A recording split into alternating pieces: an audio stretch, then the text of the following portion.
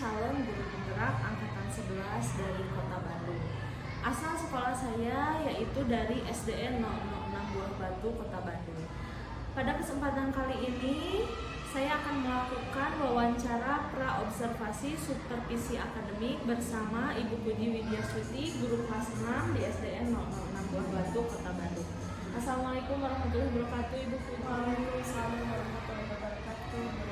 Bagaimana kabarnya Ibu Puji hari ini? Alhamdulillah Bu Anita, kebetulan sekarang kondisinya baik ya. Insya Allah mudah-mudahan selalu baik.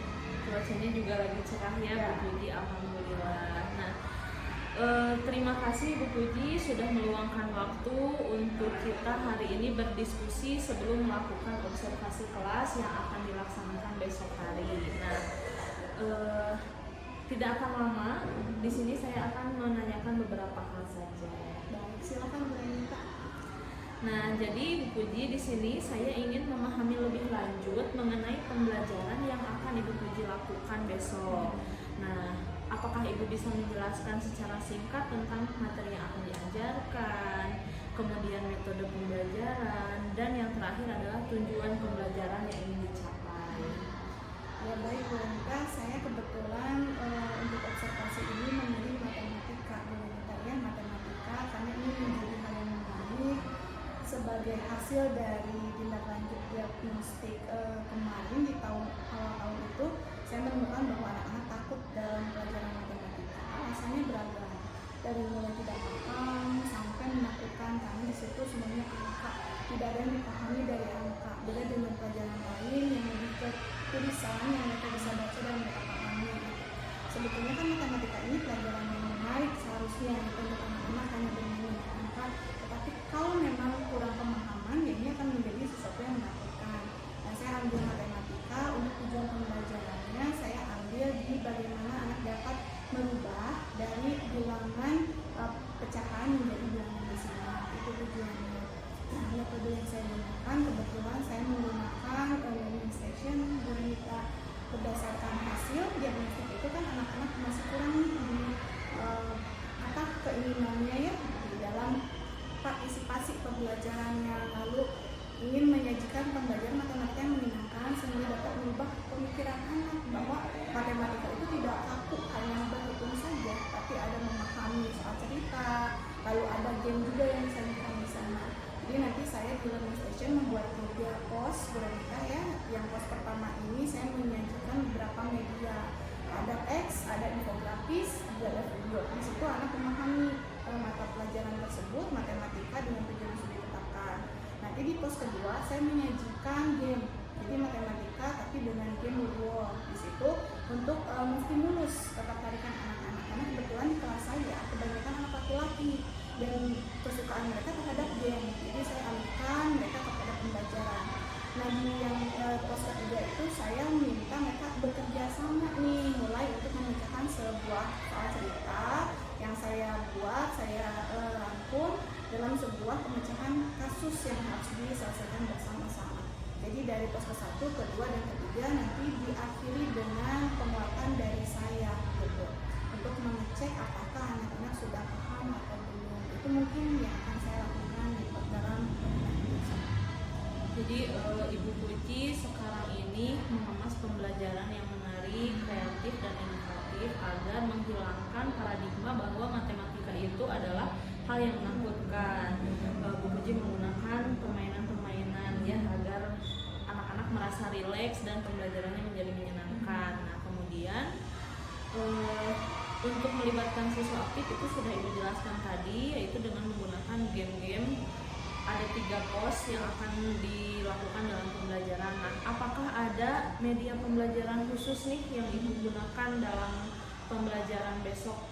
Media pembelajarannya misalnya dari mana, atau Ibu membuat sendiri? Tolong dijelaskan ya. Baik Bu Anita, untuk matematika ini kebetulan karena temanya itu adalah merubah pecahan ya menjadi bilangan desimal, jadi saya menggunakan video. Nah, ini untuk anak-anak yang memang tertarik dan pemahamannya kepada audio visual. Yang berikutnya saya juga menyiapkan infografis. Di situ ada gambar-gambar bagaimana anak bisa mengubah dengan grafik, lalu bagaimana dengan tanda panah anak mengetahui alur bagaimana sih harus memulai, bagaimana cara mengolah nilai-nilai tersebut menjadi bilangan desimal. Lalu saya juga menyediakan teks informasi apa sih bilangan desimal itu apa, lalu bagaimana merubah pecahan menjadi bilangan desimal. Jadi media yang saya siapkan itu ada 3, yaitu infografis, lalu ada untuk teks informasi dan ada untuk videonya. Nah, nanti untuk di kelompok di situ saya menyediakan seperti soal cerita, di situ ada masalah yang harus disediakan dan ada tempelan-tempelan, misalnya terigu 1/4 1/4 itu bilangannya seperti apa, nanti dihubungkan menjadi bilangan desimal seperti itu. Tapi diawali dengan mereka harus menghitung dulu nih, seperti itu, merubah dari pecahan ke desimal. Jadi ada yang saya buat sendiri, ada yang saya ambil dari media online ya, internet, berbasis internet, dan ada yang saya buat dari Canva.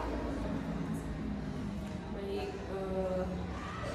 media pembelajarannya sangat beragam ya Bu ya, ada teks, kemudian infografis, ada video, tadi juga saya mendengar ada game juga untuk kinestetik anak. Nah, terakhir Ibu, apakah ada hal khusus yang ingin Ibu sampaikan atau yang Ibu harapkan dari observasi nanti? Apa harapannya? Ya, begini Bu Renita, saya meminta bantuan nih dari Bu Renita karena tujuan saya kan anak ini secara kognitifnya bisa mencapai tujuan pembelajaran. Mungkin nanti saya bisa lihat dari hasil ya, evaluasi. Tetapi saya meminta bantuan Bu Renita, apakah anak di kelas saya ini sudah terpacu bisa ikut inisiatif untuk ikut pembelajaran, karena ini yang saya menjadi titik utama juga di matematika itu kebanyakan kan merasa takut itu ya Bu Renita. Jadi saya ingin anak-anak ini aktif, tidak merasa takut, tapi dia mau belajar. Walaupun hasilnya tidak seperti yang sudah hebat lah ya Bu Renita, kan ada pembagian anak-anak kemampuannya. Mungkin yang penting terstimulus untuk mau ikut belajar dulu aja seperti itu. Mungkin itu yang ingin saya fokuskan kepada Bu Renita untuk melihat bagaimana partisipasi sesuai di kelas saya. Baik, terima kasih Bu Puji atas gambaran kegiatan pembelajaran yang akan dilaksanakan besok. Tentu saja saya akan memperhatikan hal-hal tersebut ya selama observasi. Lembar observasinya juga akan saya sesuaikan dengan harapan-harapan yang sudah Bu Puji jabarkan tadi. Dan semoga kegiatan besok diberikan kelancaran sehingga tujuan pembelajarannya bisa tercapai dengan baik ya. Sampai jumpa besok, kebetulan jam setelah istirahat ya Bu ya, jam 10. Iya, baik. Besok saya akan bersama Ibu dalam kegiatan pembelajaran dan semoga diberikan kelancaran. Terima kasih ya Bu Renita ya. Iya, sama-sama. Percakapan praobservasi ini saya akhiri sampai di sini dan sampai jumpa di esok hari. Terima kasih. Ya, sama-sama.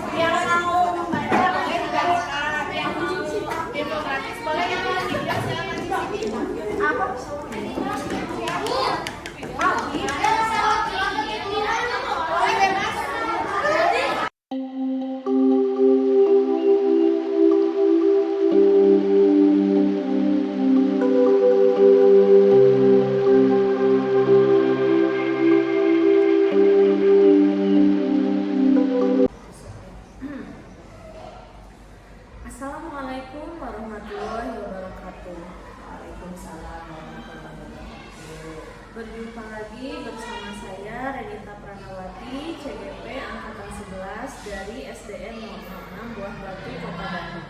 Kali ini saya ditemani oleh Ibu Lucy sebagai pengajar praktik pada pendidikan guru penggerak Angkatan 11 Kota Bandung. Selamat siang Ibu Lucy. Selamat siang. Apa kabar hari ini? Alhamdulillah baik. Neng apa kabar? Alhamdulillah baik. Terima kasih Ibu karena telah membersamai saya dalam pendampingan individu 5 kali ini.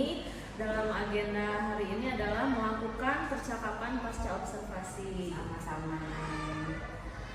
Baik Ibu, perkenalkan rekan yang menemani saya hari ini ada Ibu Puji sebagai guru yang telah diobservasi pada kegiatan supervisi akademik di kelas 6B. Iya, panggil Ibu Puji. Enggak, silakan bisa dimulai. Terima kasih Bu. Selamat siang Bu Puji. Selamat siang.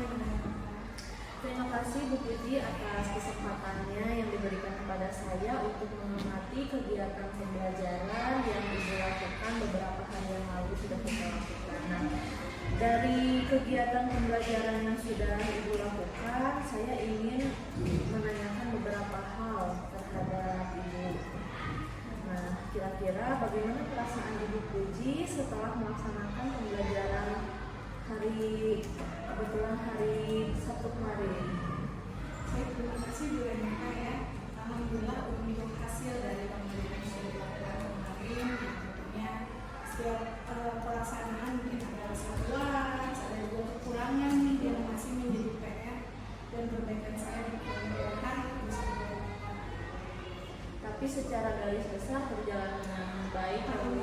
Kalau berjalan dikatakan berjalan sesuai dengan pencapaian, Alhamdulillah. Nah, Ibu bisa diceritakan kembali terkait area pengembangan apa yang Ibu lakukan di dalam kelas, kemudian langkah-langkah dan tahapan pembelajaran apa yang sudah Ibu lakukan di dalam kelas.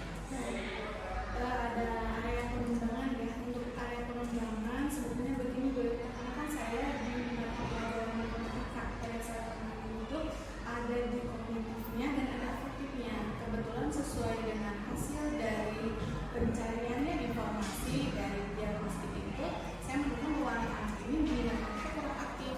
Nah, saya merancang pembelajaran di mana area pengembangannya untuk meningkatkan partisipasi anak-anak.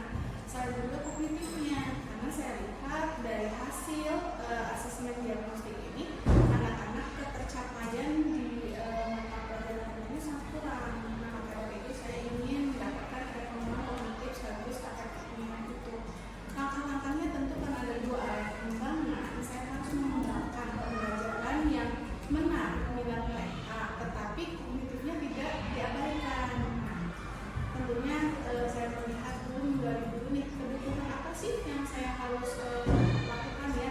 Yang pertama untuk afektifnya menciptakan pembelajaran yang menyenangkan dan tentunya berpusat pada anak. Terus saya lihat kemampuan anak-anak kan berbeda-beda ya di kelas saya. Berarti saya harus menyiapkan pembelajaran diferensiasi.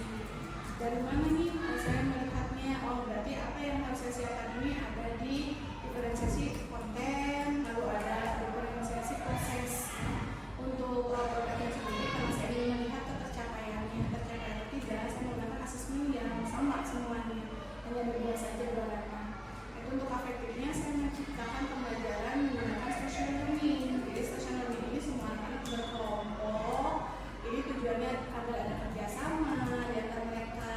Lalu juga setiap anak punya kesempatan yang sama karena mereka akan berkeliling. Jadi saya menyediakan 3 station yang berbeda-beda kegiatannya.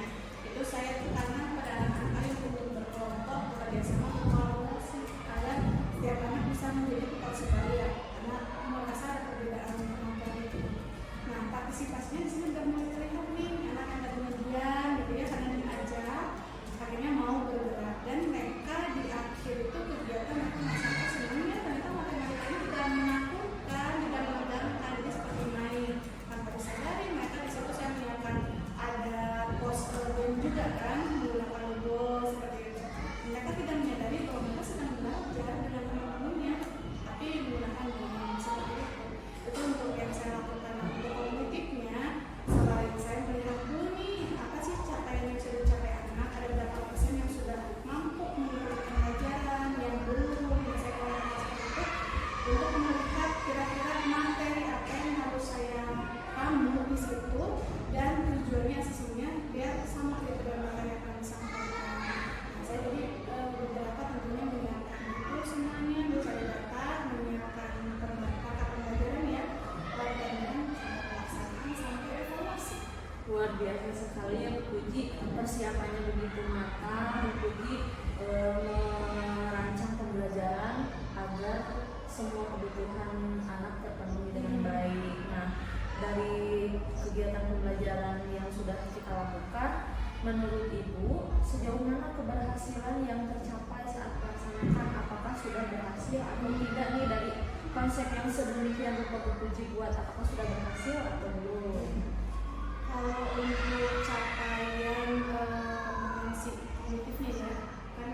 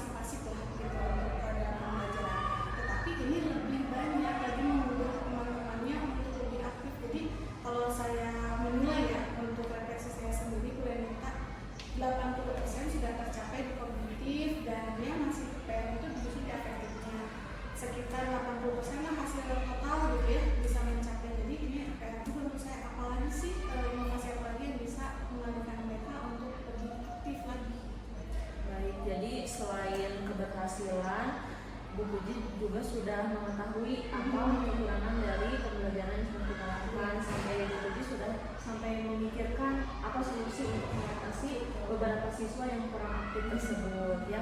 Jika dilihat dari sisi kognitifnya sudah melebihi target Ibu Puji 50%, sedangkan ketercapaiannya 80% sudah tercapai.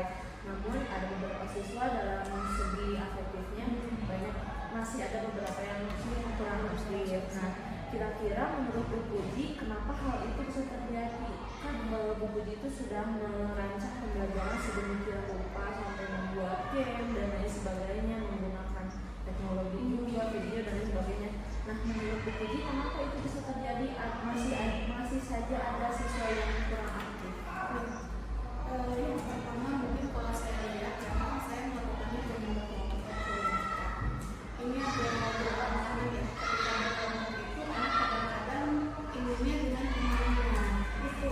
Sementara saya lihat mereka tuh dicampur. Kalau saya mungkin ada ketidakcocokan atau ketidaknyamanan. Yang pertama itu kedepannya seperti apa ya? Saya justru harus lebih sering membantu kelompok agar mereka mau mengenal satu sama lain, mau menerima. Mungkin ini lebih kepada pembiasaan, pemahaman juga seperti apa gitu ya. Bagaimana kita bisa bekerjasama dengan kelompok. Oke, jadi apa penyebabnya? Satu mungkin ketidaknyamanan dari anak. Yang kedua belum terbiasanya belajar berkelompok. Kayaknya baru sekarang deh Bu kita dicampur-campur kelompok gitu. Jadi aneh biasanya kan kalau dulu dari kelas 1 sampai kelas 5 mungkin berkelompok itu pada saat pembelajaran biasa. Sementara di kelas saya itu kan setiap hari itu berkelompok gitu. Nah ini belum terbiasa, jadi masih ada rasa kok dipisahkannya sama teman saya itu gitu. Jadi tidak matching sama yang kelompok ini, dan pembagian kelompok itu juga saya lakukan terus menerus gitu, tidak nanti itu ya. Yang keduanya mungkin masih ada anak yang belum memahami konsep dasar matematika itu, jadi dia merasa ada hambatan ketika memahami, mau bertanya sama temannya masih malu itu. Jadi ini memang PR lah buat ini kita saya. Baik, nah dari hasil analisis Ibu terhadap kekurangan dalam pembelajaran yang sebelumnya sudah dilakukan, tentunya Bu Puji kedepannya akan melakukan rencana-rencana perubahan untuk memberikan dalam pembelajaran di pertemuan berikutnya. Kira-kira rencana perubahan apa yang akan Ibu terapkan dalam pembelajaran berikutnya? Saya akan tetap pada dasarnya mau mengenalkan kepada anak bahwa matematika itu tidak menakutkan dan bisa juga menyenangkan gitu. Yang kedua memang harus ada persiapan dasar di kemampuan dasar anak harus ditingkatkan sehingga anak mampu mengikuti pembelajaran. Nah untuk kedepannya untuk mengatasi seperti ini ya Bu Renita tentang partisipasi lalu motivasi dari anak-anak, saya akan membuat game-game mungkin ya dalam pembelajaran yang lebih menyenangkan, lalu lebih banyak juga mengupas mengenal satu sama lain. Jadi saya akan memasukkan ini kepada PSE di kelas mereka, bagaimana menghargai teman siapa saja dan mereka bisa menerima teman dengan siapapun mereka bekerja, siapapun mereka belajar, yaitu adalah teman kita, tidak perlu lebih ke sana dari saya.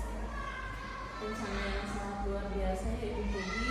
Mudah-mudahan apa yang sudah Ibu Puji rencanakan bisa terwujud dan berjalan dengan lancar, dan saya juga selalu menunggu bagaimana cerita dari pengalaman Bu Puji di kelas. Saya pasti menunggu kelanjutan dari cerita tersebut. Nah, kemudian saya juga melihat pembelajaran yang sudah Ibu Puji lakukan secara garis besar. Saya melihat Ibu itu sangat menguasai materi yang diajarkan dengan persiapan yang begitu matang ya. Penjelasan Ibu juga sangat jelas dan mudah dipahami. Selain itu, metode pembelajaran yang digunakan juga sangat menyenangkan, sehingga metode pembelajaran yang sudah Ibu rencanakan itu sangat efektif untuk melibatkan siswa aktif dalam pembelajaran. Nah, hambatan-hambatan kecil yang Ibu Puji temukan tidak mempengaruhi rasa senang anak dalam belajar bersama Ibu Puji ya. Itu yang saya lihat ya. Nah, bagi Ibu Puji, terima kasih atas percakapan pasca observasi kali ini. Selanjutnya saya akan memberikan kesempatan kepada Ibu Lucy untuk memberikan umpan baliknya untuk percakapan pasca observasi. Silakan Ibu. Baik, terima kasih kepada Ibu Renita sebagai CGP di angkatan 11 ini, dan kepada Ibu Puji selaku mitra coachingnya sebagai yang telah melakukan praktek coaching untuk supervisi akademis. Setelah beberapa waktu kebelakang mungkin sudah melakukan praobservasi, kemudian observasi di kelas, dan saat ini juga sedang melakukan pasca observasi. Tadi saya melihat Ibu Renita sudah melakukan proses coachingnya sesuai dengan alur yang sudah ditentukan. Alur kedepannya sudah berjalan, ditentukan tujuannya, ditentukan juga identifikasinya, kemudian tujuannya, dan terakhir adalah aksi nyatanya tadi. Menyimak pasca observasi, saya juga menjadi belajar lebih banyak lagi. Ternyata banyak hal-hal yang bisa kita lakukan untuk meningkatkan minat belajar anak. Selain membuat pembelajaran terdiferensiasi, juga Ibu tadi memasukkan PSE atau KSE ke dalam pembelajaran, itu sudah sangat luar biasa. Jadi selebihnya saya sangat takjub mengucapkan keren luar biasa atas proses coaching yang sudah dilakukan oleh Ibu dan Ibu Puji. Terima kasih. Terima kasih Ibu Lucy atas umpan balik yang telah diberikan. Terima kasih juga Ibu Puji